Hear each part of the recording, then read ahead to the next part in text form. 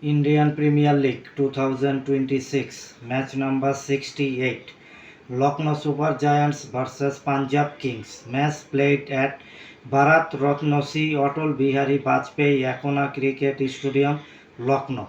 Punjab Kings won the toss, elected to ball first. Lucknow Super Giants 20 overs 196 runs lost by 6 wickets.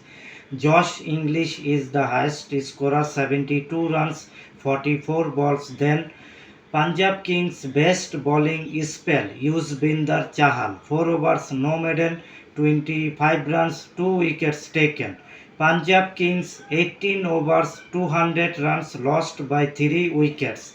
Sharias Shire is the highest scorer, 101 runs, 51 balls not out. Then Lucknow Super Giants best bowling spell, Mohammad Shami, 4 overs, no maiden, 45 runs, 2 wickets taken. Punjab Kings won by 7 wickets in this match. Player of the match, Sharias Shire. Congratulations, Punjab Kings.